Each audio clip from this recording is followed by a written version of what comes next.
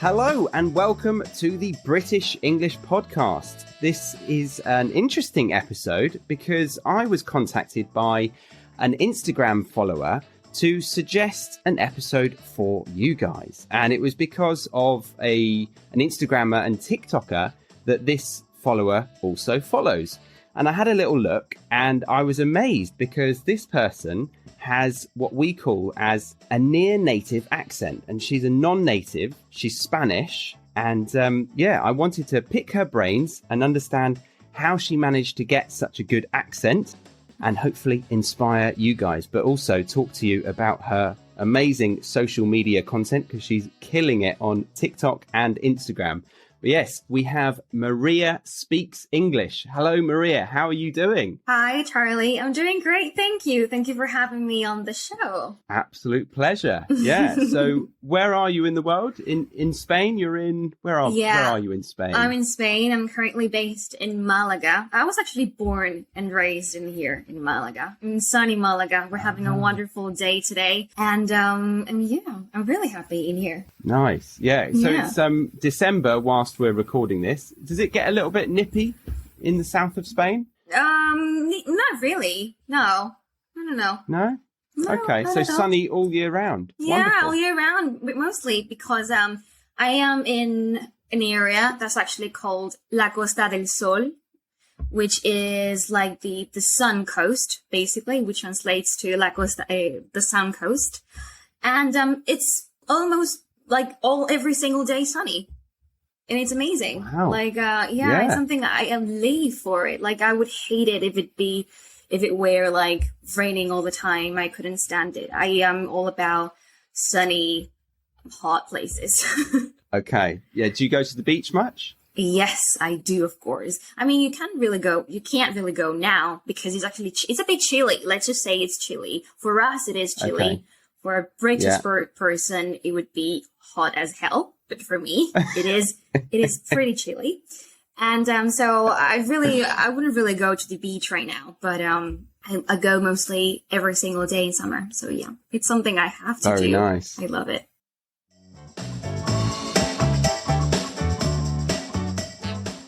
This episode comes with a free worksheet over on the website, thebritishenglishpodcast.com. So grab that and you can listen along whilst using it.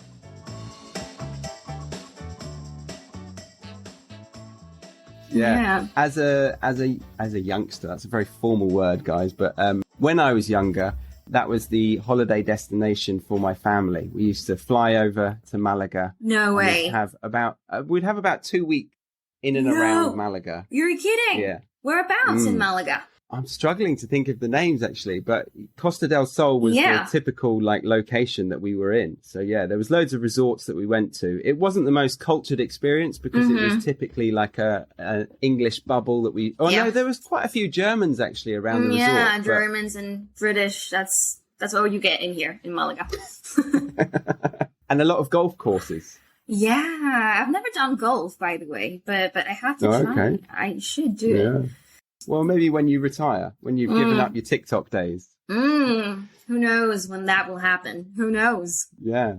Well, let's get into that. So when did you start this journey of becoming a content creator and English teacher online, particularly TikTok and Instagram? Well, when it comes to being an English teacher, I've been doing it pretty much since I was 15 years old. Like, it's something I've been passionate. Yeah, it's something I've been passionate about ever since I can remember. So I started out at 15 and then went to uni and everything. I read translation and interpreting at uni. And but then I've been teaching face to face. Like, I've been teaching like in the classroom, in a normal classroom, as everyone does. But then obviously the pandemic came around. The pandemic, came into our lives, and then I just decided to just jump into the online world and just give it a try. So what I did basically, that was last year, actually. That was last November.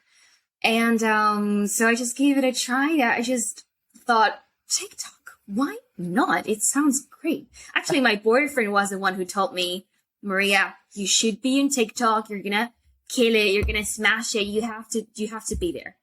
So I just paid attention to his wise words. And here we are, a year later, with a lot of How many have you got watching. At the moment? I think you've got like over 250,000 TikTok followers, haven't you? Yeah, almost half a million. Instagram? Oh, almost half a million on TikTok. Yeah. Yeah, it's scary though. Was I getting confused with I think I was getting confused with Instagram. Wow, you've got nearly 500,000 TikTok followers. Not nearly. I think more than that. Goodness which me. Is pretty. Yeah, I know, it's scary, right? Yeah. So it is scary. Maria was saying that she kind of tries to ignore it and speaks to the camera as if it's just her best friend. But do you ever, think, hang on, no, there are over 500,000 people watching these. That's correct. That must be mad. Yeah. When you make your content, are you thinking particularly for a specific type of learner? Not really. I mean, well, what I usually do when I'm creating content is just to ask myself, all right, Maria, what would you like to see? Like, if you were on the other side of the screen as a viewer, as a follower, what would you like to be taught? What would you find interesting? Whatever. Like, I ask myself those kinds of questions. And that's always how I come up with all the ideas and all the videos and stuff. I think when you're creating content, the key thing is just to have common sense. When you have common sense and when you just stick to your values and also to your way of doing things, and if you stick to it, if you stick to a certain way of doing things and you ask yourself, is this right? Would I like to see this? Would I find this useful? Things work, in my opinion. I think common sense is the key to creating content. Wise words, wonderfully put as well. Yeah, lovely language as well.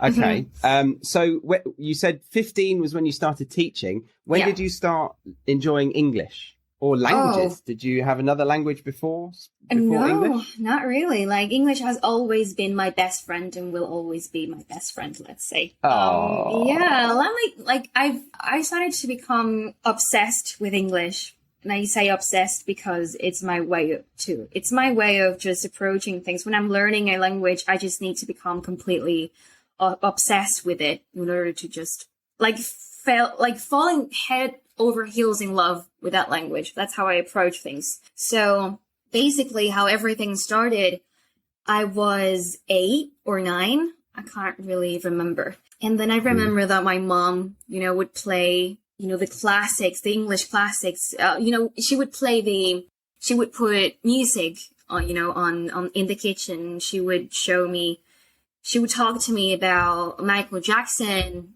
Queen, Madonna, whatever. And she would play their music. So what my approach, what I thought about it instantly was, oh my God, I love this music. I love this kind of, things that I'm hearing, but I don't get a word. Like, I don't understand what they're saying. So I remember I was 9 or 8, and I just felt the need to just completely understand their lyrics to their songs. What I did basically was just to translate every single thing that I would, come across with. I basically, I had a little notebook that I still have, by the way, and I would translate every single song that my mom would play to me in English. Wow. So, and then what happened? Well, that actually made me fall in love with music, and that made me fall in love with English. So that was kind of my perfect combination, my perfect combo, because English made me understand music, and music made me understand English. So that's kind of kind of a beautiful relationship that I found there. And then what happened is that I opened up a YouTube account at age 11. And so what it basically did was to upload translations to my favorite songs. And it became really big. I'm not going to lie. It became I think it was 2007, maybe 2008. I got 20,000 followers, which was a lot by the time. And the thing is, that was something I really enjoyed doing. That was something I really enjoyed. That was my hobby, actually, translating songs and listening and like fully immersing into, you know, the music and the lyrics was kind of my hobby and my favorite thing to do in the entire world. So that was kind of how I learned. I learned without even noticing that I was learning, without even realizing that I was learning. But yeah, wonderful. That's how I fell completely in love with English and music. That makes a lot of sense. Yeah, you found a passion early on, you committed to it 100%, and it kind of fueled your English and it fueled your love of music. Yeah, that works really nicely. You mentioned a couple of bands there, some American, maybe some English as well, British. Mm-hmm. What was the major influence on you starting off? Was it American or mainly British English or another kind of English? I'm going to say American English. Yeah, because all the input that I received was American. Like all the movies I used to watch were pretty much, they were American. And the songs I listened to, they were American singers, American artists, whatever. So I'd say that was the major input. That was American. There was a time in my life where I was completely in love with British culture and British, accent and everything. For example, I love Queen, I love Adele.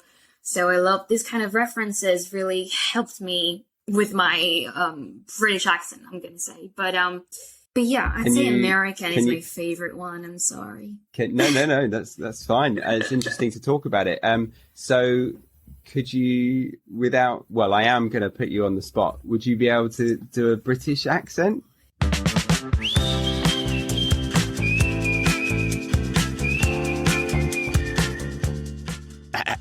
Did you know that we have a 45-minute long audiobook that also comes with an ebook to read along with, teaching you 10 of the most useful idioms that you can use to sound like a native level speaker?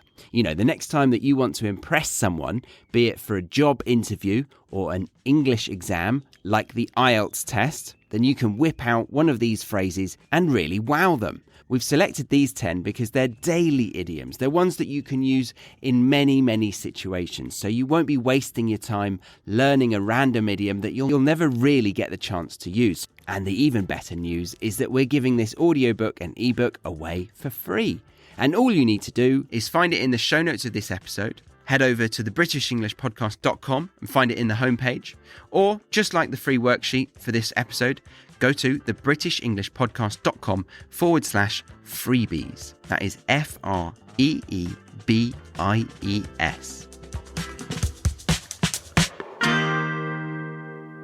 A British accent. I'd say I've had it for a while.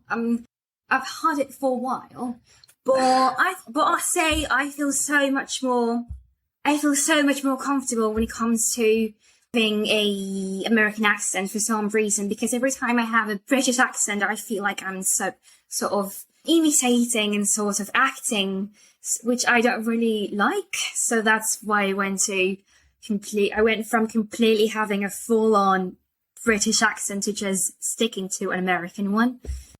So amazing. I'm loving this, absolutely loving this. Can you keep going? I really want to try and absorb it as much as possible with the next question I had. Okay. Did you focus on pronunciation right from the start when you were learning? In British accent, please. Do you want me in British accent? Oh my God. Yes, please. I actually didn't. I think it was something that came so naturally. No, that was horrible. It was something that came to me so naturally. And so, like I said, naturally. Then I didn't really put much thought into it.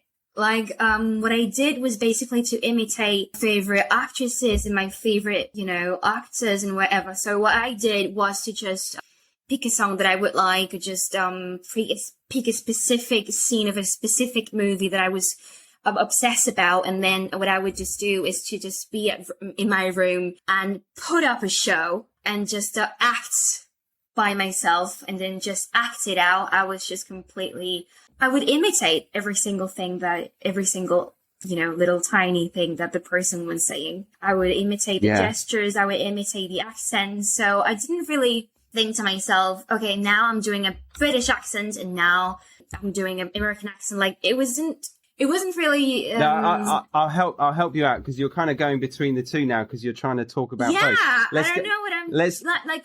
I loved that. That was brilliant. Let's go back to your normal one. Okay, thank you, because this is how I feel the most comfortable. I don't know, because the thing is, since English is not my native language, I just tend to, to mimic everything I'm around, everything I'm surrounded by. So yeah, but I just need to stick to one accent. That is very, very important. And I keep reminding it to myself, Maria, stick to one accent because, that's what you should do. That's a worthy point to make. I've had students who really enjoy mixing the two, and I'm learning Spanish, and I get a bit confused whether I'm learning, Spanish or South American Spanish. And I think it's interesting to obviously expose ourselves to both, but it is probably wise to stick to one because natives who listen to you will find it very confusing. I think I find it confusing if somebody's throwing an American word in with a British accent or something like that. And yeah, it's kind of like, if you're speaking to somebody locally who's from your area and then they suddenly use a word that's not from your area, you don't expect it. So it kind of makes sense. Yeah. Yeah. So please, English listeners, don't be like me. Stick to one accent, please. Truquito. Well, I feel like you've very much got more of an American accent. It's a fairly neutral one. It's not like a really strong one. Yeah. Uh-huh. And a couple of times I've heard a few syllables that sound a little bit British when you're in your American accent, but the majority of it is all American, but very soft American. Was that a deliberate decision, would you say? It definitely wasn't a conscious decision that I made, but over time it has become one, definitely. Okay, so yeah, the focus on American English wasn't exactly the idea at the beginning, but you were exposed to a lot of American stuff, so it naturally focused on that. Yeah, that makes sense. Okay. Yeah. In the beginning, it was not a conscious decision. Like I said, I would just imitate every single thing that I would come across with. So I wasn't really like, okay, this is American accent, this is British accent, I'm going to do this, I'm going to do that. But then over time, I have to say that there's been a time where I've been British. I have had a British accent, but then I just felt that I was constantly, acting. I was like having a role in my conversations. So I just figured, all right, American accent from now on, because this is the one I feel the most comfortable in. Yeah, that's really wise to go with the one that you feel most comfortable with. I don't know if it kind of associates with the sounds of Spanish a little bit easier. I don't know. But yeah, that's good. So you said that you focus very much on imitating and you used music at the beginning. So I'm assuming it was also to do with imitating the way people were singing. Did that help you, do you think, kind of get a better understanding of sounds and connecting with sounds? Because I've had students where they really can't hear the difference between what they're saying and what I'm saying. Do you feel like that's a specialty that you are comfortable in? You have quite a good ear for that? Yeah, absolutely. I think it has helped me a lot when it comes to sounds. I mean, in my opinion, the way I see it, English has a lot to do with musicality and with music in general, and with acting too. I was fortunate enough that I'm completely in love with these three areas. I love music, I love acting, I love whatever. But yeah, absolutely, it has helped me realize the little tiny aspects of a language and the little tiny, sounds that you don't really notice when someone's talking to you. But then once you repeat the song and repeat the lyrics exactly as they sound, as their singer is singing to them, you just get so good at it with time. You just get so good at it, and it's a really helpful tool. Actually, it's one thing that I use in my classes. What I usually do is I explain music, I explain, songs and everything, and then I just make my students sing to the words, sing to the lyrics, and and they loved it. They loved it, and it's really helped them with their pronunciation, I have to say. So, if I ever that's the best, in my opinion. That's it. That is the best way to improve your pronunciation. I'm not going to lie. Imitating and singing. Okay, singing as well. Yeah, nice. Okay, yeah. I'll try and get my students singing. I do group classes. I'm not very good at singing, so I won't be able to encourage them. No, maybe I'll have to get you in on them. Okay, that would be fine. But yeah. So, do you think this is what helped you stay consistent with your language learning? Your obsession with music. Yeah. Absolutely. Yeah. That is the only way to go when it comes to learning a language. Like, get obsessed with it and then if you don't love it, you look at it as if it were some kind of a burden. Eventually, if you don't end up loving the language and loving the process and everything, it is just another thing that you have to do because somebody else tells you to do it. If I'm making sense. So. Totally. You really are. Yeah. Yeah. So that's my whole point. Mm-hmm. That makes me think about asking you whether you feel like you've got a different personality, sorry, when you're speaking English as opposed to Spanish. I don't know. I think I'm going to say that it's a very funny thing. I feel even more I feel more confident when I am speaking English than what I feel speaking in Spanish. And that is just something that I have really, thought about, because this is going to sound a little cheesy and little I embrace the cheese. Well, go for it. The thing is, when I was at school, I didn't really feel that I was particularly good at something. When I was at school, I felt like everyone, was good at something. There was something that always made somebody stand out, but I didn't really have that thing. I really didn't feel like I had a place at school, right? So the thing is, when English came around, when English came into my life, I felt that was the one thing that people knew me for. Everybody at school knew me as, the girl who speaks perfect English, or the girl who has this beautiful American accent, whatever. So that was the thing that made me feel confident. That was the thing that, people knew me for. And that was the thing that made me stand out. So English became sort of my safe place.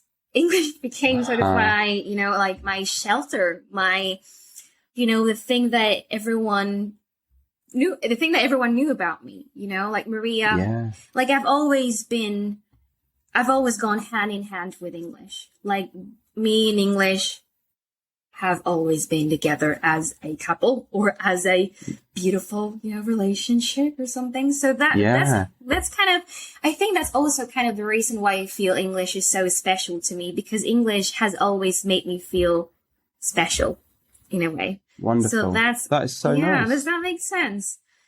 It does, totally. Yeah, and it kind of makes sense why your name is Maria Speaks English. I can imagine it on the playground, like your friends saying, oh, Maria speaks English. Actually, Maria speaks English. Actually, yes. So that's the thing. That's the reason why, apart from, music and movies and stuff, the main reason why I love English is because it gave me my goal in life. It just gave me something to live for. Wow. Okay. Sounds so cheesy, but no, I love it. I absolutely love it, and I'm so happy that it's given you that confidence and almost an identity, I suppose, and it's given you a career because, as you said, you started teaching when you were 15. Yeah. So, can you tell me a little bit more about that? Yeah. So, you started at 15, and then what came next? You said you went to university and you studied linguistics, right? I did translation.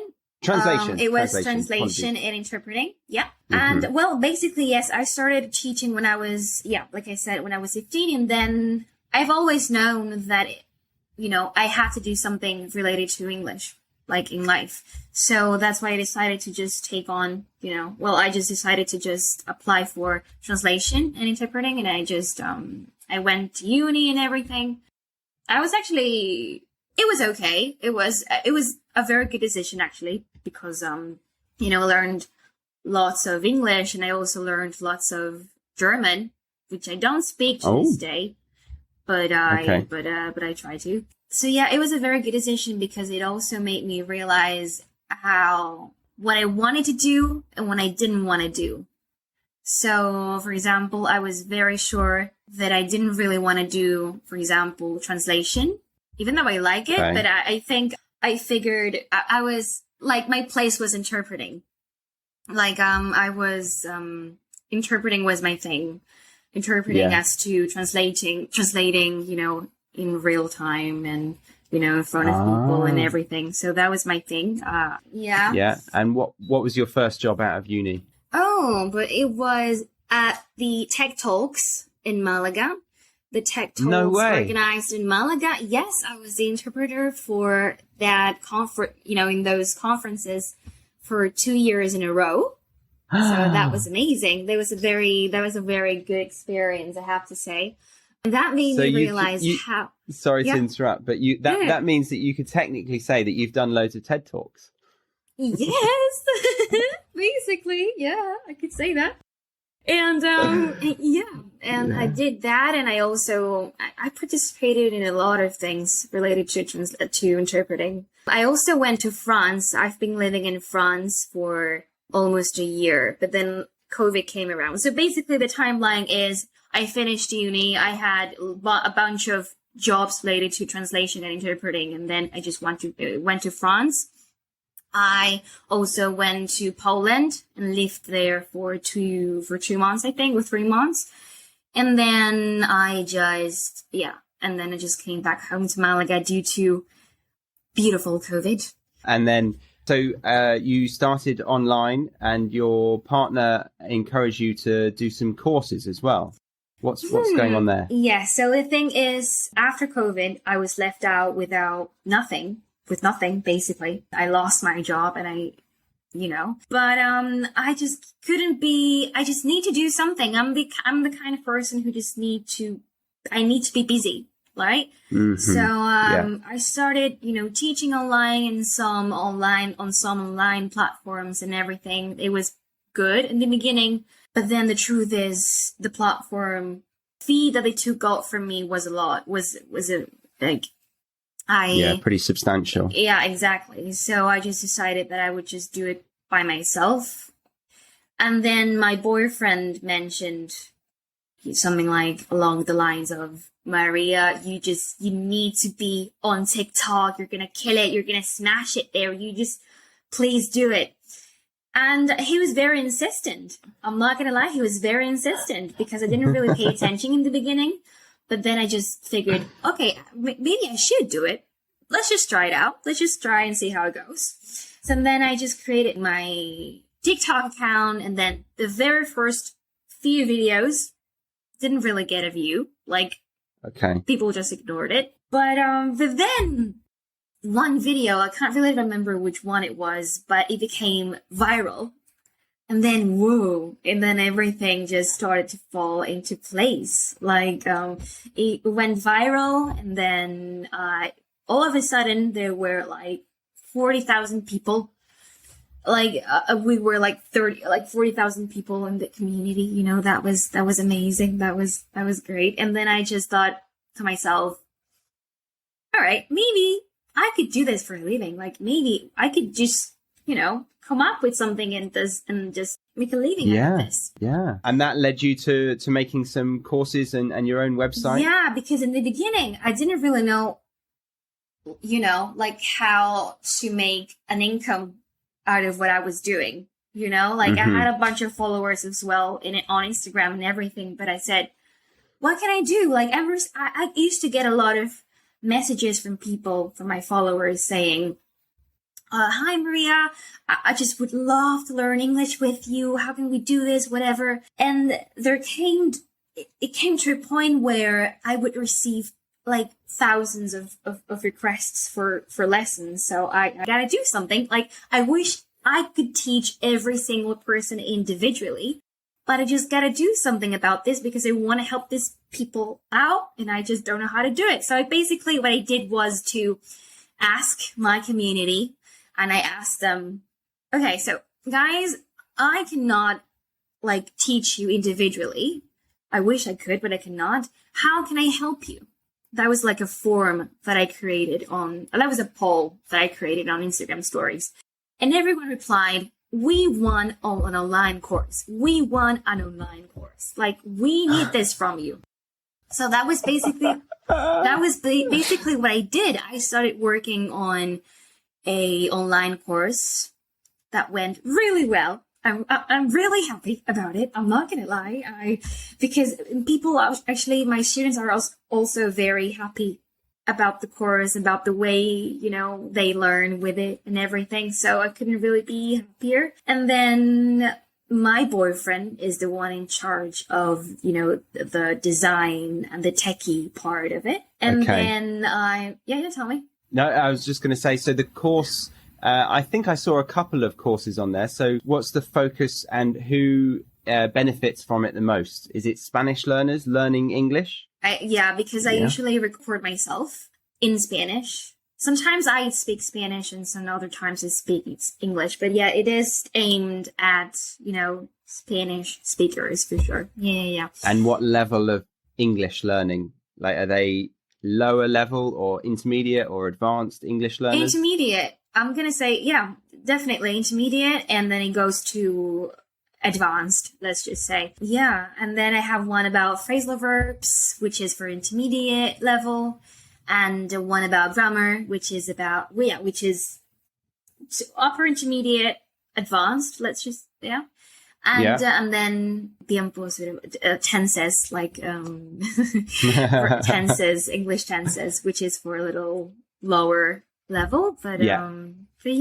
Right. Okay. Yeah. So tenses, lower level, phrasal verbs, very nice, and a bit of grammar. Yeah. So, guys, we're going to leave part 1 there, but we're going to be continuing with part 2 and part 3, where I ask Maria a little bit more about what she thinks is more important: pronunciation, vocabulary, grammar, or fluency, where she's traveled. Also about the cultural values of Spanish people, and maybe, if we get time, to see whether she thinks a Spanish female would be a better companion with a British male as a date, or the other way around. So we've got a lot to come, but if you're here just for the first part, thank you very much for listening. And I highly encourage you to check out Maria's stuff. And the website is mariaspeaksenglish.com, right? Yeah, that's correct. There we go. And Maria Speaks English on TikTok and Instagram. Thank you very much, Maria. All right, I'll see you in part 2. Yeah, see you soon. Bye.